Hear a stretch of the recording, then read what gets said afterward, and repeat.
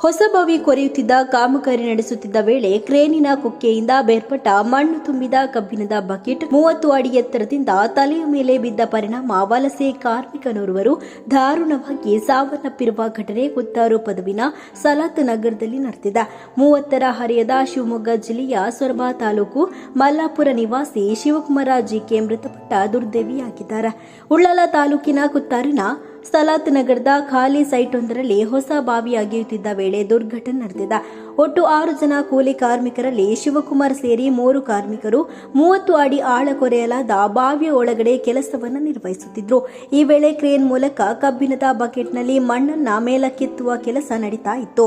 ಈ ಸಂದರ್ಭ ಕ್ರೇನಿನ ಕೊಕ್ಕೆಯಿಂದ ಬೇರ್ಪಟ್ಟ ಮಣ್ಣು ತುಂಬಿದ ಕಬ್ಬಿಣದ ಬಕೆಟ್ ನೇರವಾಗಿ ಕಾರ್ಮಿಕ ಶಿವಕುಮಾರ್ ಅವರ ತಲೆ ಮೇಲೆ ಬಿದ್ದಿದೆ.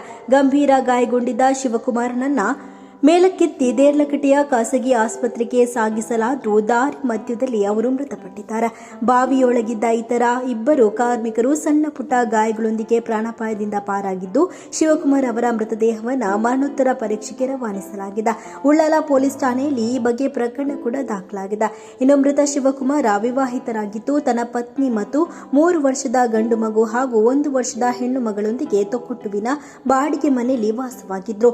ಗುರುವಾರದಂದು ಪತ್ನಿ ಮತ್ತು ಮಕ್ಕಳನ್ನ ಅವರು ಊರಿಗೆ ಕಳುಹಿಸಿದ್ರು ಎನ್ನಲಾಗಿದೆ. ಶಿವಕುಮಾರ್ ಅವರು 2 ವಾರಗಳ ಹಿಂದಷ್ಟೇ ತನ್ನ ಕಿರಿಯ ಮಗಳ ಮೊದಲ ಹುಟ್ಟುಹಬ್ಬವನ್ನು ಆಚರಿಸಿಕೊಂಡರು ಎನ್ನಲಾಗಿದೆ.